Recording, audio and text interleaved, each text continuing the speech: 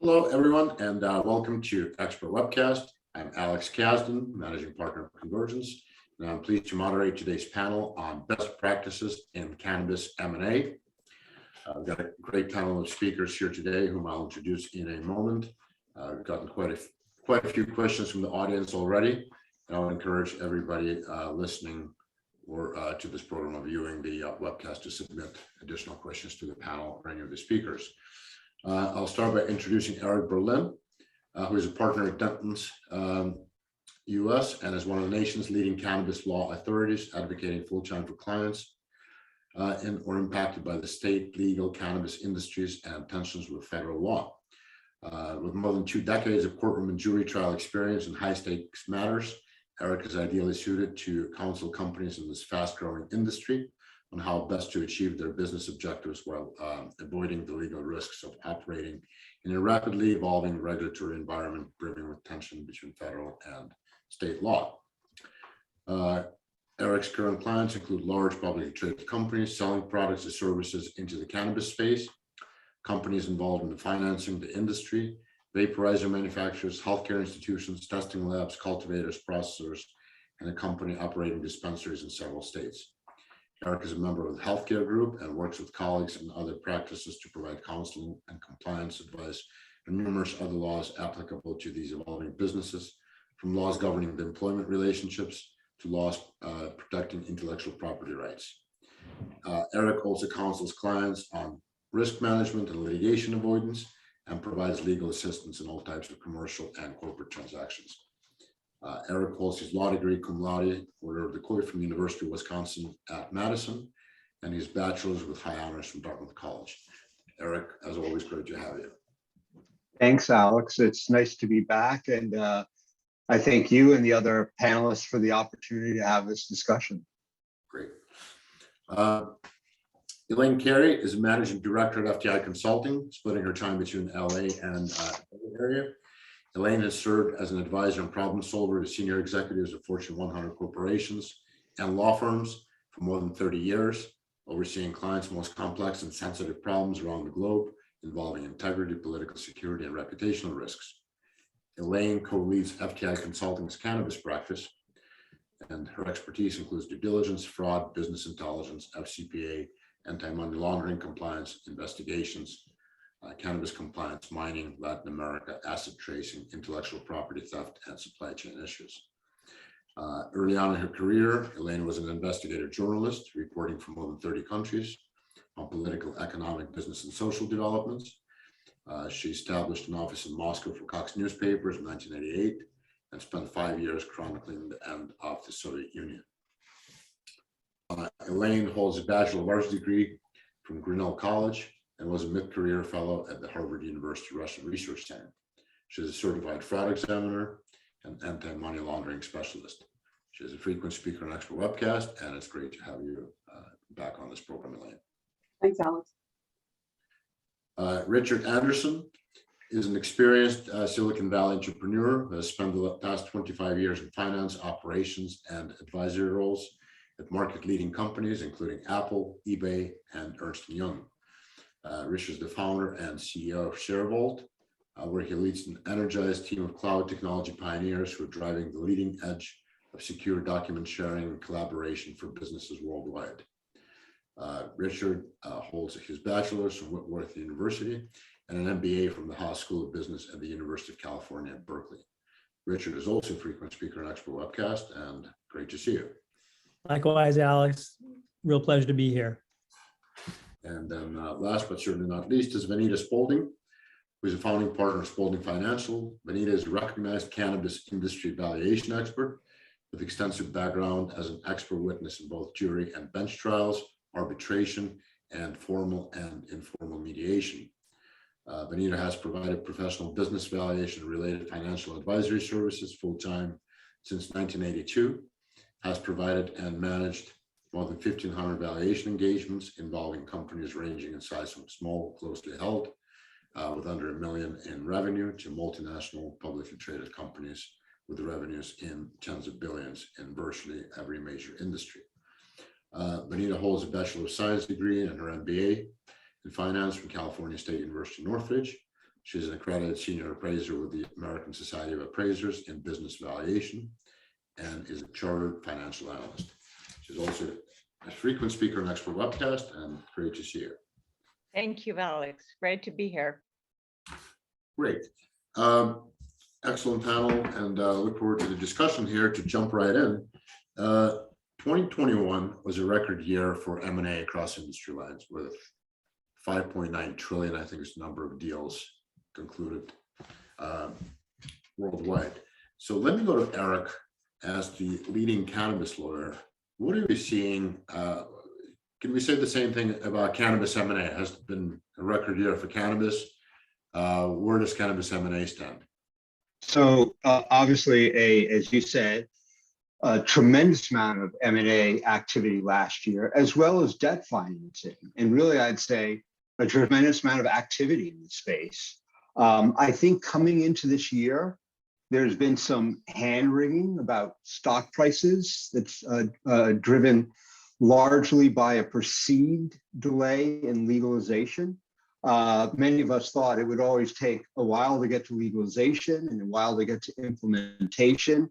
And the truth of the matter is we're still seeing tremendous growth in the industry. I mean, we just had a new state come online for medical cannabis recently. So we are seeing in this coming year more of the same, I think. I don't know if the deal flow will be as heavy as 2021, Alex. I think it may not be quite as heavy, but I think we'll see a lot.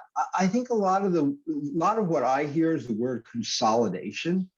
And I think that's a little misleading, quite frankly, because we have an industry that is continuing to expand so much.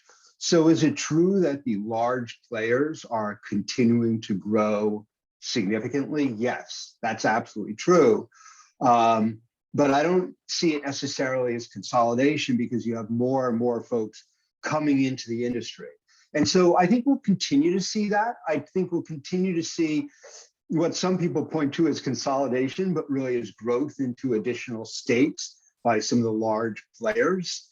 I think that we'll continue to see what some have seen as a disparity in cost of capital. That the larger players will continue to have lower cost of capital, while the smaller players will not necessarily have lower in cost of capital. And that alone will cause some challenges for some of the smaller players and acquisition opportunities for the larger ones. And I think that we'll, to answer your question, I think we'll see more of the same, but maybe not quite as vigorous a year. Hopefully it will be. I mean, obviously it's been off to a strong start, but we'll see what continues. I would say, Alex, the one thing that might sort of supercharge it would be if, and that's a very big if, we got some form of safe banking. I think we'd see a lot of people investing in the industry that might really amp up the mergers and acquisitions and investment overall. But that's a really big if. Yeah, I agree with that, Elaine. I was making the assumption that it wouldn't happen, which may not be the accurate assumption.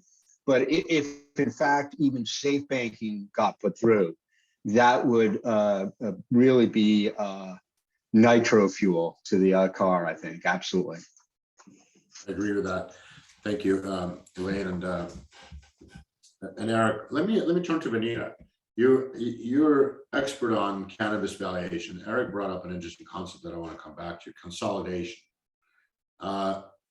You are looking at, you publish valuation reports on the industry. You look at a number of companies. Is it build a company or buy a company? What is a better strategy and what is a cheaper strategy or more cost-effective strategy? That's something that we've been looking at over and over, certainly over the last year. In the beginning, if I can use a biblical term, in the beginning, everybody was building a company. Everybody was going out and buying land or starting a store, or it was all new. And it hasn't been that long ago then all that you could do was build a company. You get licenses, you build a company. I think now we're seeing a bit more of a tip toward buying a company. There could be a lot of reasons for that. One is if you build a company, you have to hire workforce. Just as an example, you have to hire workforce. If you buy a company, there's already a workforce. If you buy a company, there's already land. If it's a grow, there's already a cannabis operation.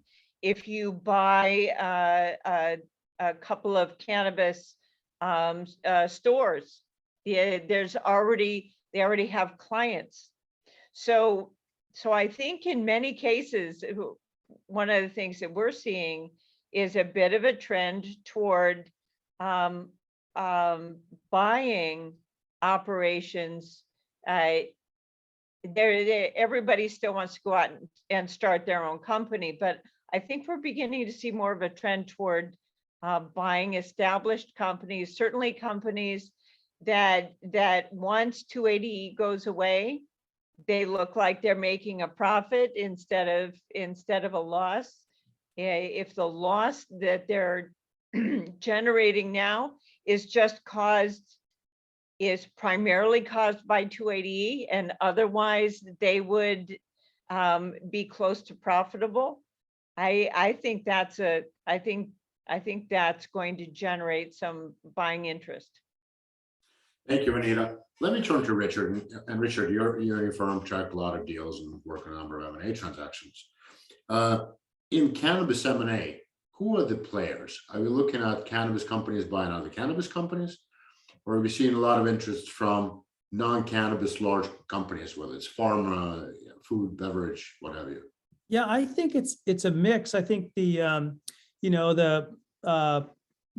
growers or manufacturers or distributors are all active in the market, and then we see pharma companies coming in, beverage companies entering the market. So it seems like that it's opening up in terms of the number of players in the market and the various areas they come from. Tobacco firms also, I think, are a factor now too, looking for new growth. So there's that dimension where the entrants are changing, and also I think some of the momentum in the deals or the impetus for the deals is changing a little bit too. And some of these more transformational deals are happening where companies are entering into, they're broadening their capabilities, maybe adding growth if they've been a manufacturer before, adding growing, or if they're moving into retail, or they're expanding geographically in an area, so that really transforming their businesses, which means that they are basically taking on more risk, and it's because I think there's more capital behind them to take on that risk. So it's really it's changing in a lot of ways, but fascinating to watch. And I think the overall number of transactions went up from 80 some in 2020 to over 300 in 2021. So that's a big change right there in terms of just the number of deals happening. So it's a very vibrant market and lots of players. Thank you, Richard. It's a vibrant market, but I think the industry is also getting a lot bigger every day. Yes, absolutely. I think there's also a race to see who can be well situated to be a national winner when we do get to some form of legalization.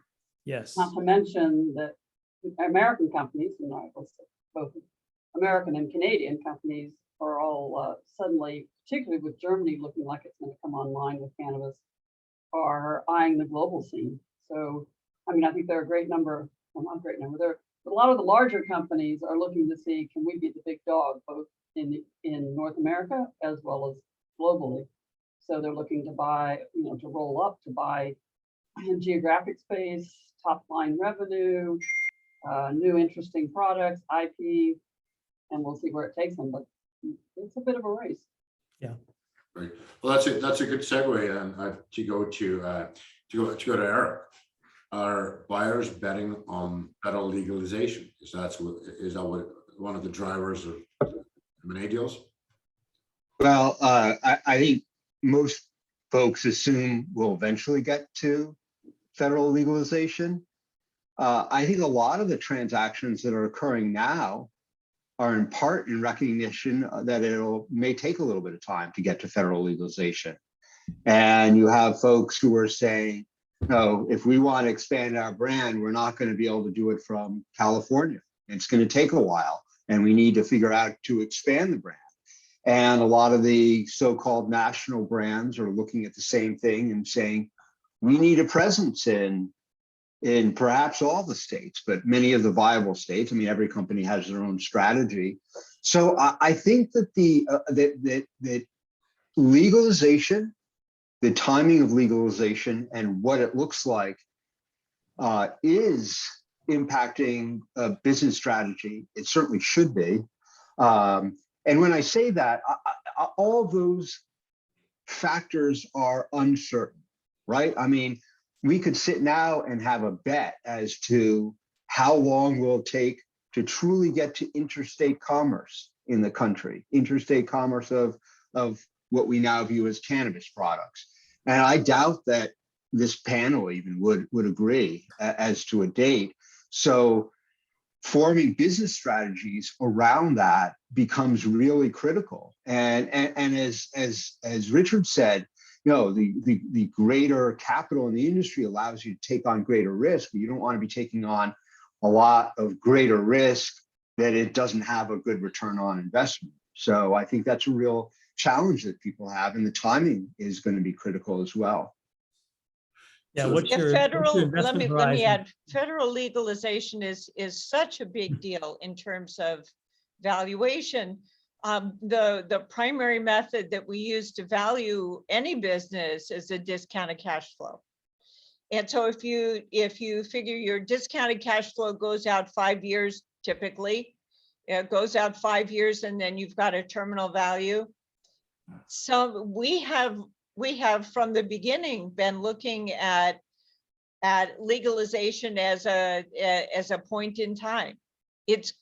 We assume, I've always assumed that this country is going to gain some sanity and legalize cannabis. But when is a question, and when is clearly impactful on the value of the business. Because if you assume a 5-year discounted cash flow forecast, if you assume that in a year it will be legalized, 280 taxation goes away, suddenly that business, which was showing no profit, may be showing or a profit or close to a profit. If you make the estimate that it's going to be 2 years or 3 years or 4 years, it's a longer period of time that business will make no profit. It reduces the value. So your bets on legalization has a very great impact on the value of businesses. So everybody makes a bet. Thank you, Anita. Richard, you had a comment. Pardon me? I think you had a comment. Oh, I was just thinking that as the landscape changes, we're going to have more and more, particularly the regulatory landscape changes. It adds another level of uncertainty that we have to accommodate, and that goes away, as Benita says, once we reach that horizon when all the state by state patchwork quilt assessment subsides, and I think that'll provide a nice boost to the market for sure. Thank you, Richard. Let me go back to Elaine on the M&A process. Getting an M&A deal done in any industry is difficult, but that's probably the easiest part of the process. Then you have M&A integration. If you look at the deal integration, and if you look at the number of deals fail, it's a much greater number than the number of deals that are truly successful. What makes for a successful M&A deal in the cannabis industry, which is much more complicated and has many more wrinkles than just about any other industry? It does. So I think part of the problem that you see is that you have to have really good numbers. And a lot of cannabis companies, because they're growing fast and they're moving fast, they may not have the best accounting and numbers in the world. and a really good grip on exactly where they stand. And also, this is particularly, I think, even for MSOs, is complicated by the state by state way you have to operate.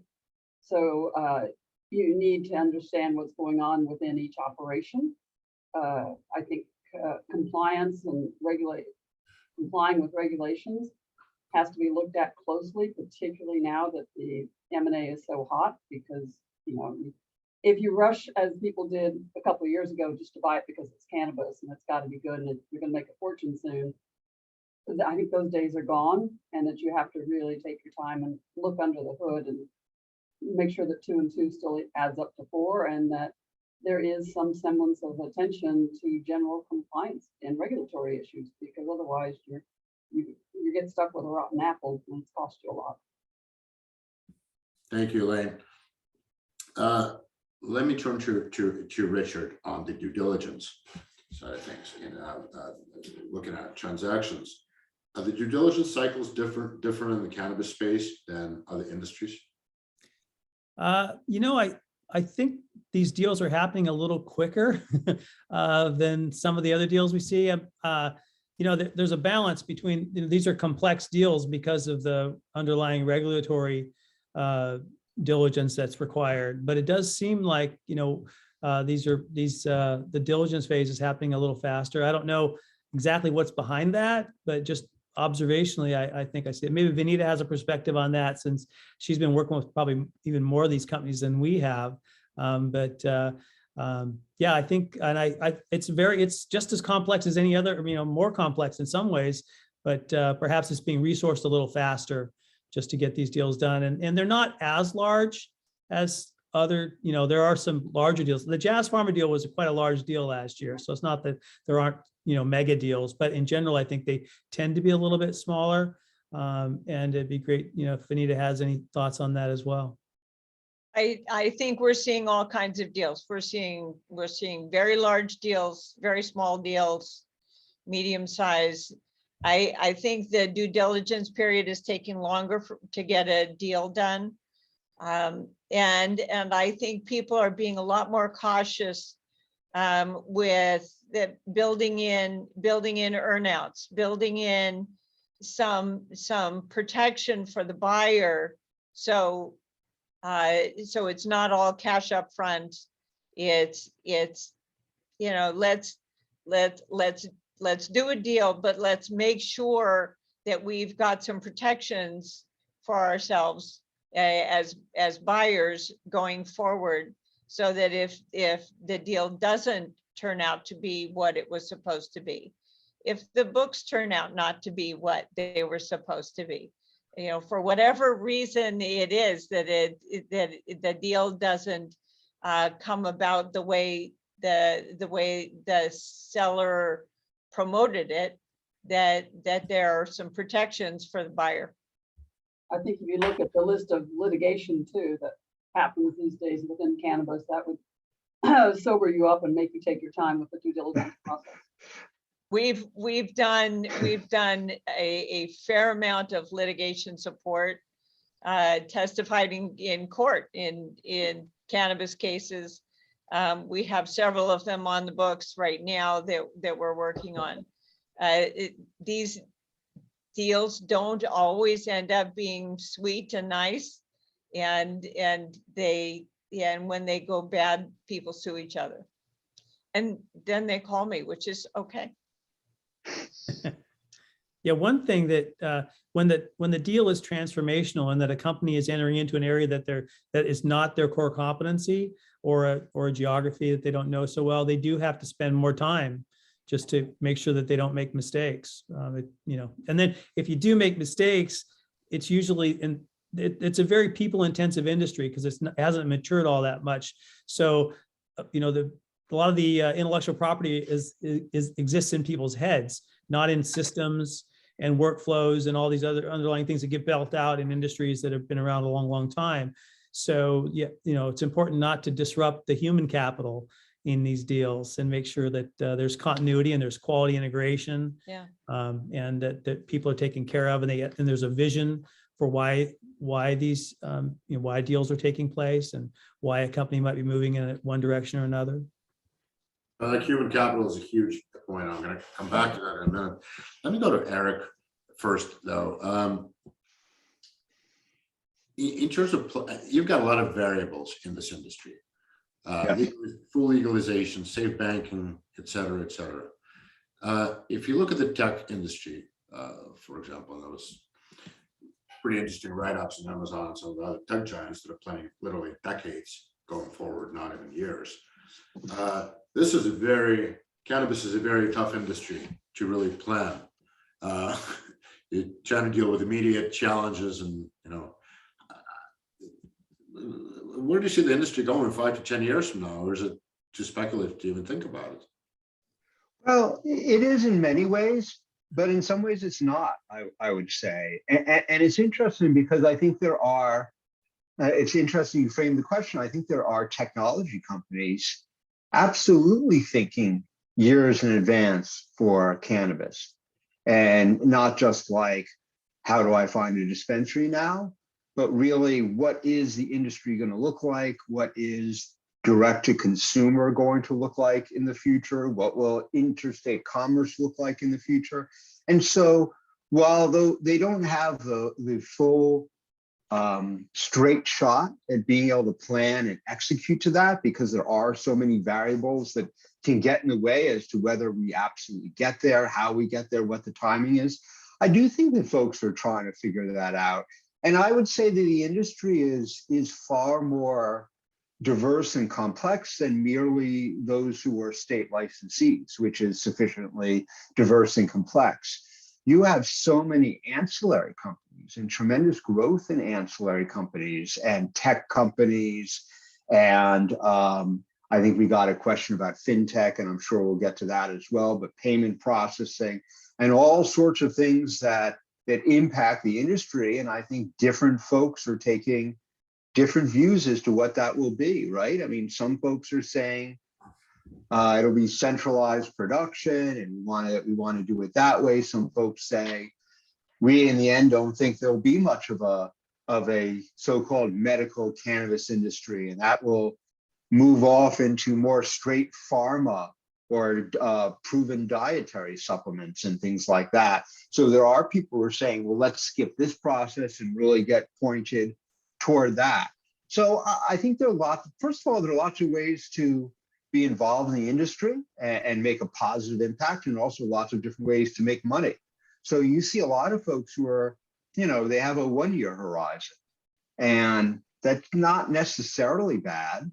It's just a different way of doing business. And they're obviously, and some of them were named in this call so far, right? I mean, some of the bigs and some of the pharma and some of the on the sideline, they're definitely looking long-term and saying, part of this will be pharmaceutical, part of this will be food, part of this will be straight wellness, part of this will be what we think of as adult use recreational. And there's a lot in all of those categories, revenue streams, and I think different companies are planning at different stages of that. Yeah, there's a whole emerging, agri-tech sector as well. Yeah, for sure. Eye on this, because if they can drive down, costs or drive up the quality, and those are opportunities that have a longer horizon, but they can be introduce big change. Right. You've got agri-tech and hydrotech, and it's a fascinating industry that is developing specific to this one plant. It's pretty amazing. Well, one thing I wonder is we hear about solar and agriculture converging, and they're covering fields with panels. So that makes a lot of sense in this particular space, because there's a lot of mechanization associated with the manufacturing process. So that's energy consuming. So it's kind of an interesting market where, agri-solar and this market there might be some players that take advantage of that conversions. Absolutely. And Manita, in terms of industry segments or, plant touching versus ancillary, where do you see the most sort of the highest valuations and growth. I think what we're going to see, what we're seeing is that the highest multiples are going to be for the plant touching companies, because I mean they're producing the product, but I'm going to show the studies that we do. I'm going to show one page of the studies. That's the front page of the studies. So we do plant touching, ancillary, and hemp, and the multiples change over time. One quarter, the hemp might be higher, and 1 quarter plant touching might be higher. So they move around a lot, and it's because it's all based on what people pay for the different companies. So we don't create the data, we just report the data. But yeah, it seems to me that that the multiples are changing drastically, unlike any other industry we've ever been involved in. That you get significant swings in values and multiples in this industry. So I'll have a quarter where hemp multiples are highest, and then the next quarter plant touching companies are going to have the highest multiples. It's going to take a while, I think, for it to settle down, and so that we can say that, you know, your highest multiples are always going to be by investing in one or the other. Thank you, Anita. And change and variability creates opportunities. I wanted to follow up on something that Richard said, was talking about earlier, human capital, and go to Elaine. I think one of the things that we've seen change drastically or dramatically in this industry, sort of the cast of characters, the people involved in the businesses, as the industry has become much more accepted, you know, culturally, socially, and financially.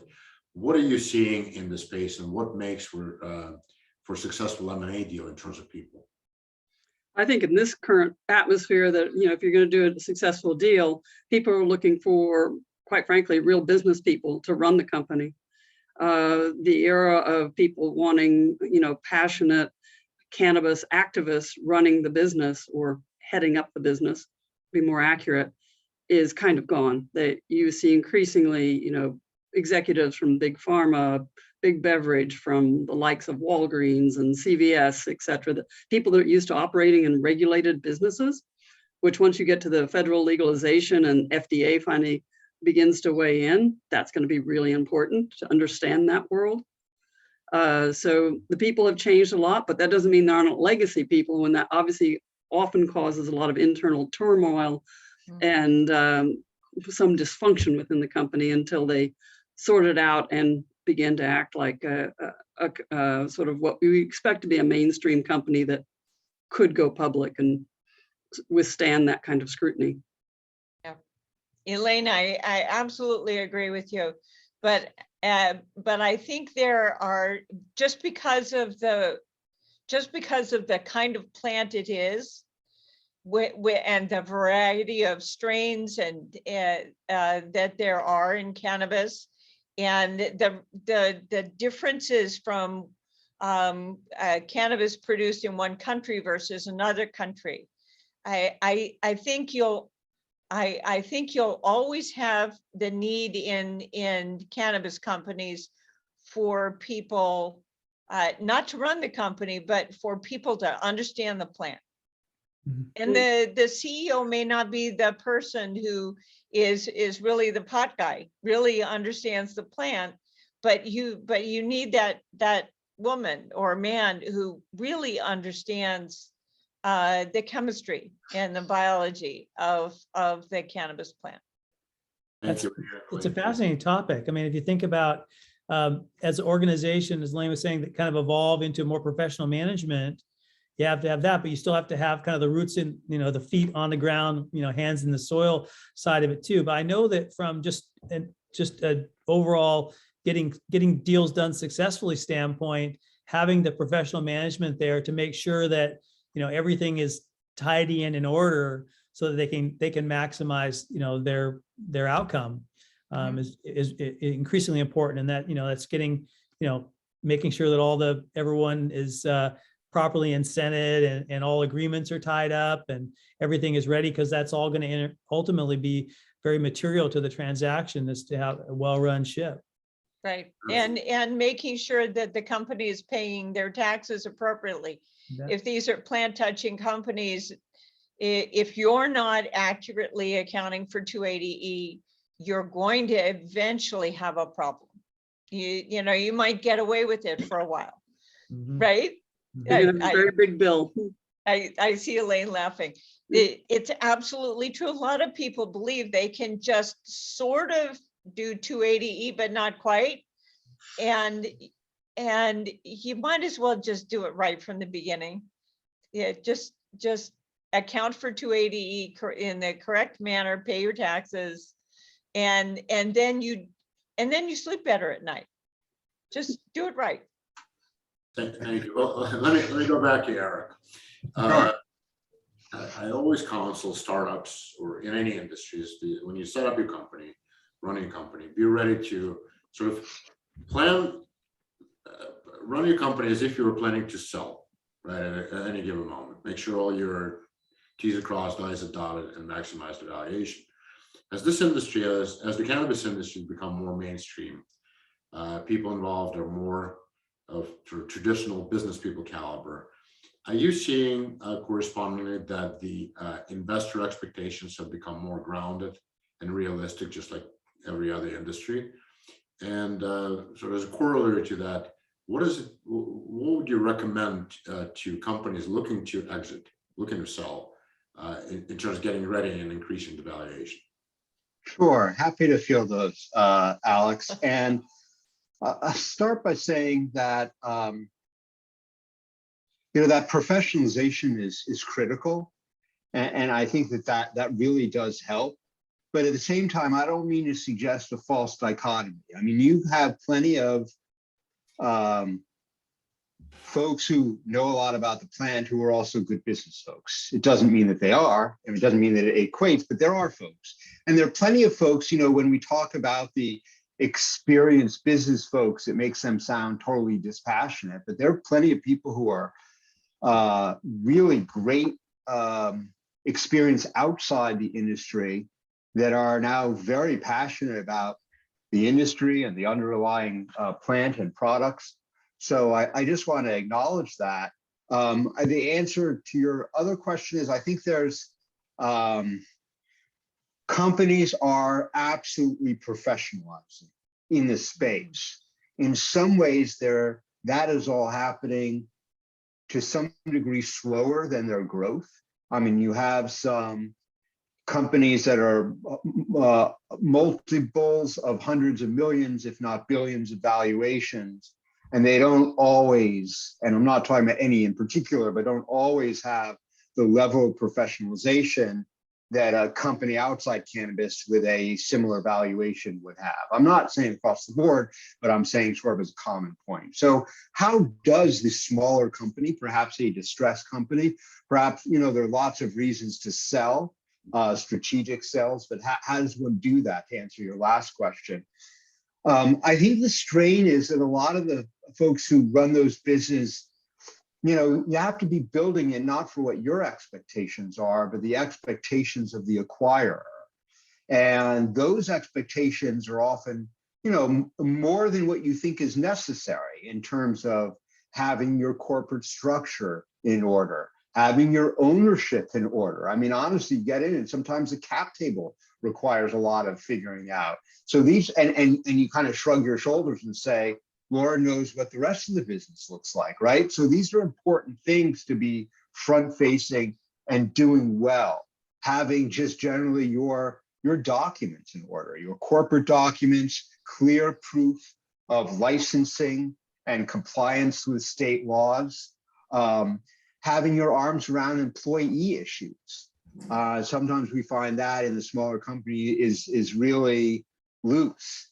And so sometimes your companies are presenting, and it's not just like, gee, maybe it won't live up to their word, or we need to see all the evidence that you're doing as well as you are, or anything like that. There's the flip side of that. There are basically the downside liabilities, right? What's not in order?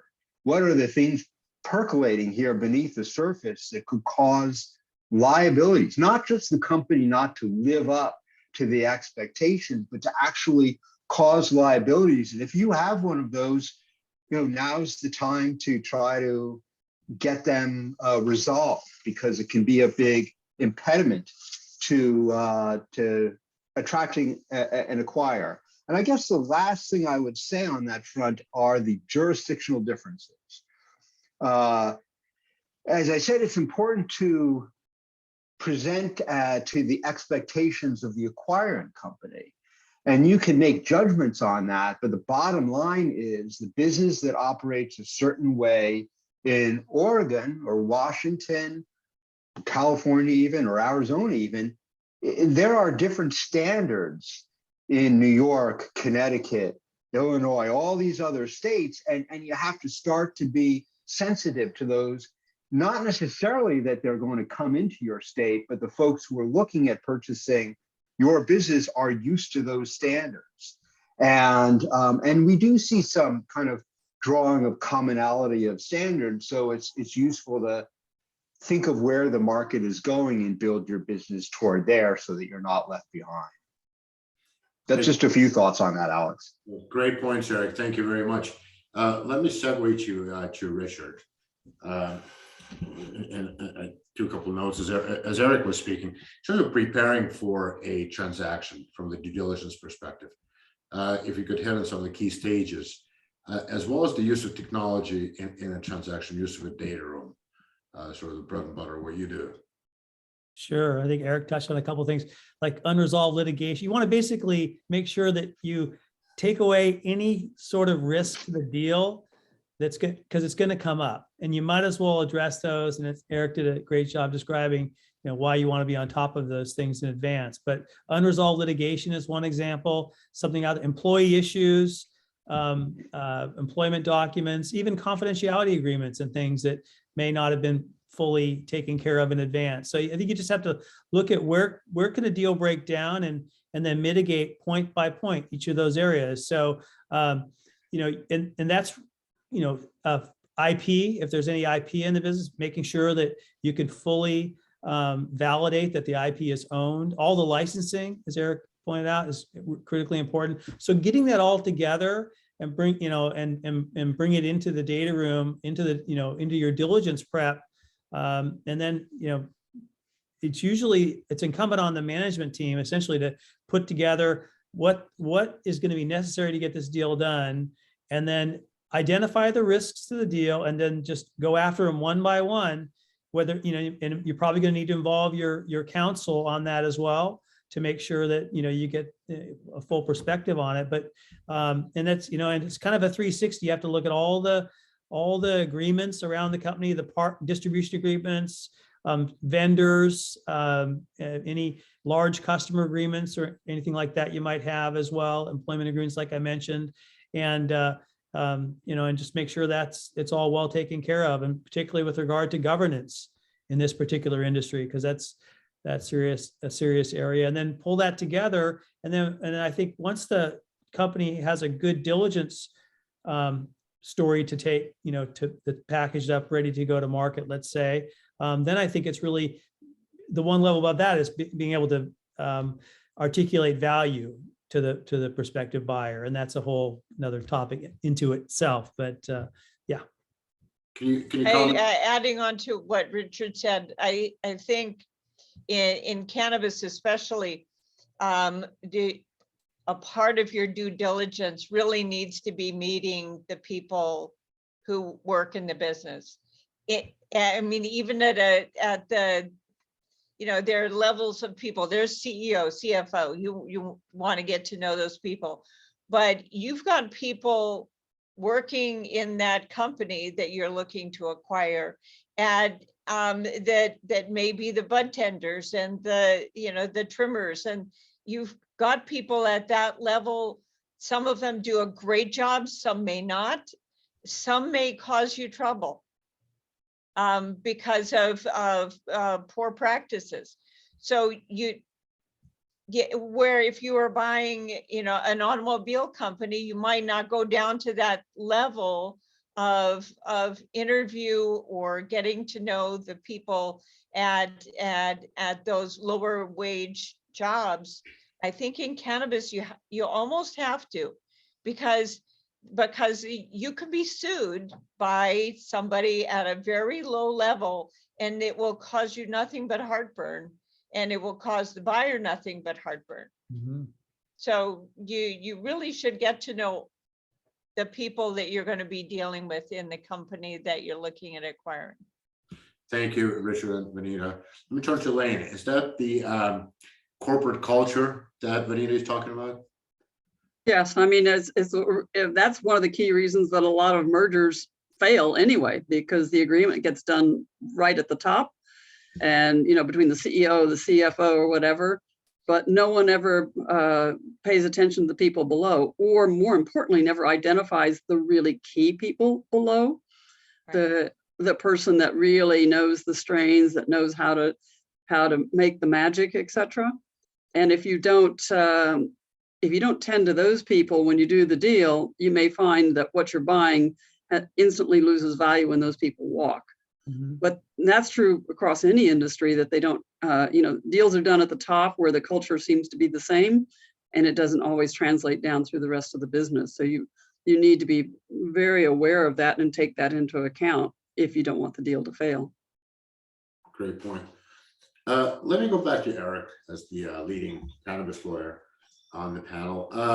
I'm looking at a number of questions that came in, and sort of the general themes are ESG. ESG has become a big topic in M&A across industry lines. How does ESG play in the cannabis space, in the cannabis M&A? I'd say less than probably people think. I mean, at this point, I can't resist. You said I was the leading cannabis lawyer on the panel. I'm the only cannabis lawyer on the panel, but that's okay. I'll take it. The ESG is one of those issues. It's like brewing in the background, and people have an eye to it, and people are starting to work on it, and recognizing that it's a space that in many ways it's very ripe for that. Just in terms of thinking about social equity issues, environmental issues. But I think the reality is that folks are in tremendous growth stage. The amount of capital coming into the industry it's grown, but not has grown sufficient for the needs of the industry. And sometimes doing things that what people view now as kind of like plus factors become more difficult to do, even as they become not just plus factors, but absolutely requirements. And so I think that they're there, Alex, but kind of taking a little bit slowly as a whole, if you look across the ecosystem. Thank you, Eric. And just to and another point that was brought up is everything that we look at nowadays, 3 years into the pandemic, basically look at through the COVID-19 or the coronavirus filter. How has coronavirus affected the cannabis industry and cannabis M&A? Been good for it. It's consolidated consumers.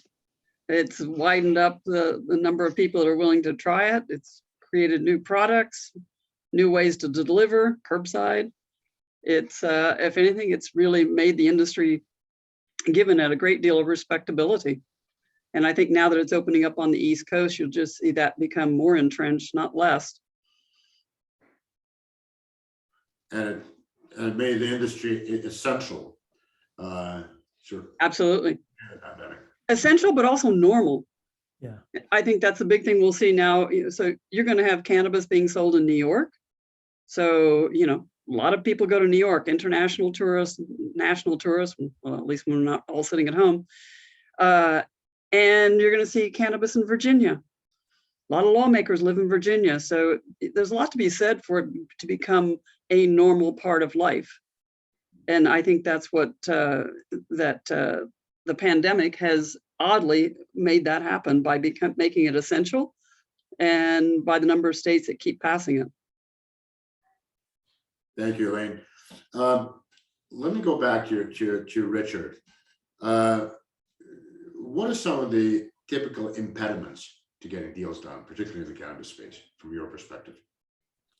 Well, I think there's just being, a lot of these organizations are thinly staffed because they're growing fast. So just being able to keep, to build a good culture of accountability early on and make sure that that's there at all levels, and that the whole company isn't growing so fast it doesn't know what it's all about. And it's not just about the product. It's about getting that product, into the market and to the end consumers, and making sure that all the regulatory requirements are taken care of. So I think it's just, it's the fast growing companies that may, they're adding experience to the management team as they go. I think, not having those things in place is a bit of an impediment.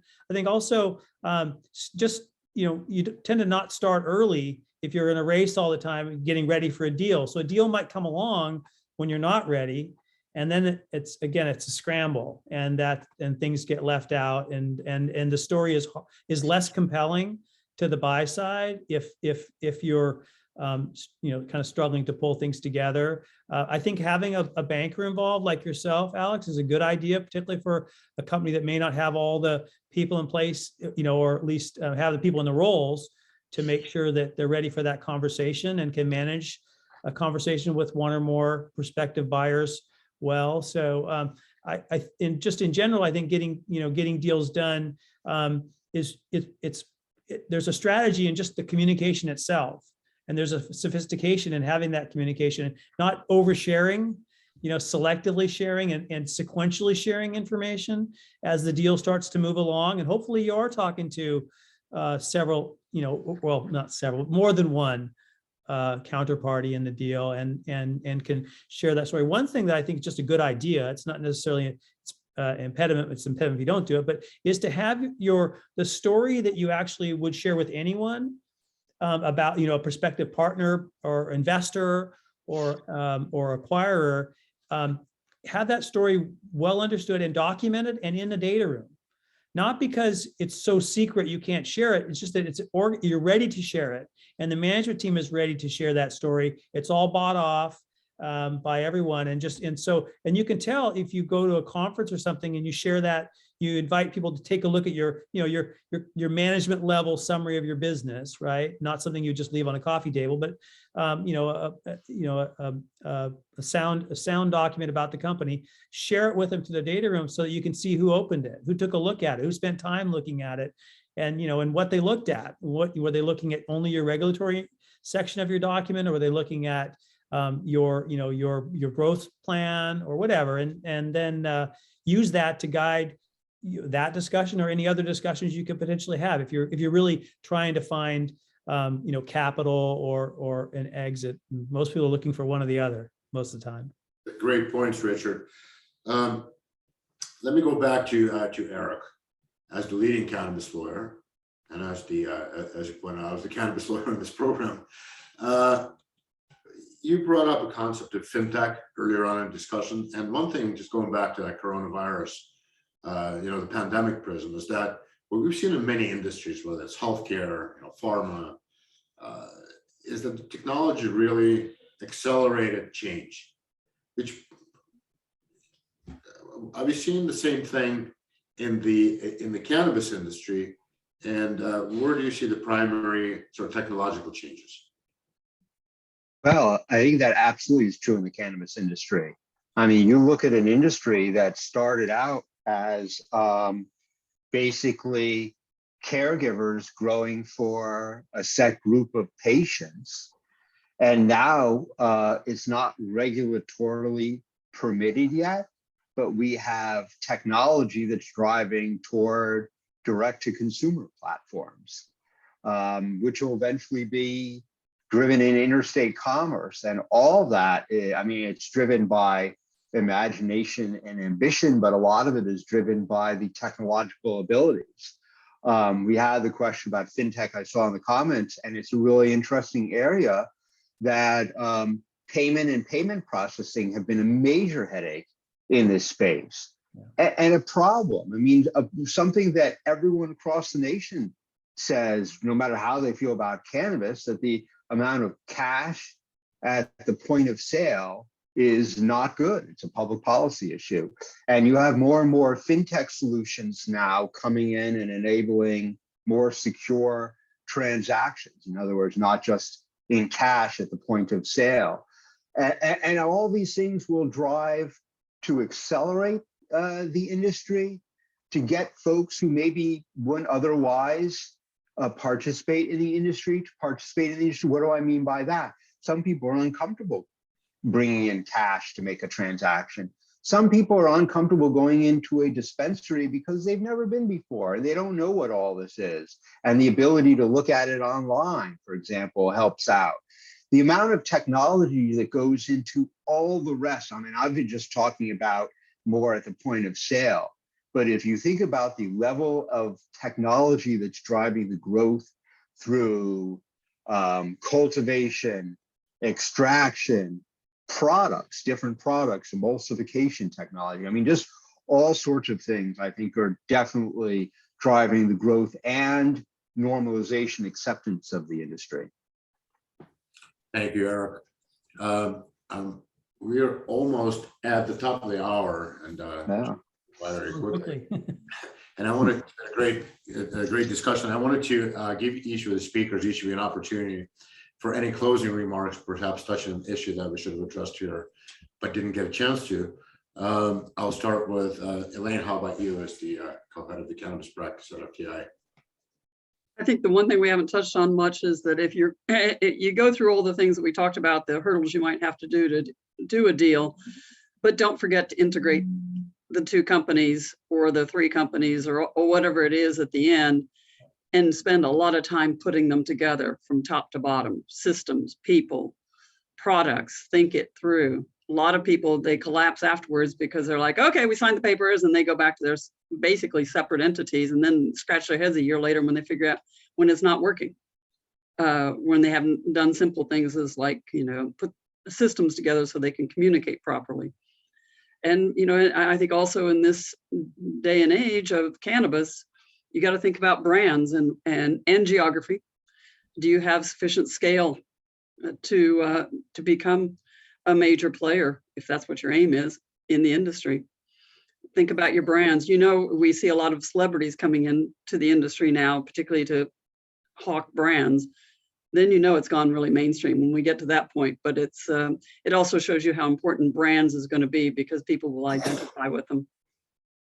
Thank you, Elaine. Those are great points, and actually great topics for other discussions which we should talk about. Let me turn to Vanita as the valuation expert on the panel. I think I'm going to add on to what Elaine said by saying we haven't really talked about brands and the importance of brands, and I think that maybe should be a topic that we do. And we also haven't talked about strains. So the people who use cannabis get wedded to certain strains of cannabis. They find that this one it helps them sleep better, and this one does this better, and so all of those things are very important in developing your company so that you address the market that you're in and provide the product that your market wants. So I think that's important. Thank you, Anita. Let me turn to Richard as the technology expert, due diligence expert on the panel. Sure. I guess I would say, obviously technology is a big part of the underpinnings of these, the businesses and impact the deals. But I would say, set the management team's goal and then make sure that cascades through the whole entire organization on, ultimately getting a great transaction done, not a good transaction. And just know that that your buyers are going to come and they're going to be using a microscope to look at the business. So, so knowing that, run your business with the level of, operational exactness and be metrics driven in the day-to-day running of the business, so that you are ready for that. And it's going to make you a better business, your business a better business anyway, just by running it that way with that kind of that end in mind. Lean on your advisors, lean on your attorneys. If you're going to work with an investment banker or other advisor, lean on them to make sure, earlier, not at the last minute, but earlier, to make sure that you are ready for a great transaction. And then make this the buyer's job easy, because they want you to make it easy. And so be ready to do that. And that means basically being ready for that conversation, able to answer questions in a timely manner, get to the details, for your own good, have a valuation done, a professional valuation done by a firm like Benita's, and then just be in that constant state of readiness, so that when the opportunity comes, you'll be ready. Thank you, Richard. Thank you. Let me turn to Eric as the lawyer on the panel. Yeah, thank you, Alex. And really, I thought those are great closing comments. I mean, spot on. And the point about integration is a critical one, and one for another panel. I think a lot of times folks are so focused on the actual transaction. It's like having your first child. You take all the courses for childbirth and everything like that, and that lasts a day, and you then have a child to raise for the next several decades. So integration is important. The only other thing I'd point out, which we haven't touched on today, there are a lot of things going on that are like M&A, but not rising the level of M&A to allow folks who are maybe outside U.S. cannabis to have a toehold in U.S. cannabis. And I think it's very interesting. You just talked about warrants with legalization triggers, convertible debt, deployment of IP of various kinds, joint ventures. So we talked a lot about kind of strict M&A. And I guess I just wanted to add that point that there's a lot that kind of looks like M&A, but isn't quite M&A. And there's a whole lot of ways of getting involved in the industry, and then when you're involved, expanding your business. But thanks very much for the panel and organizing all of us, and it's a pleasure to be here with everyone. It's great to have everyone, and it's a complicated industry.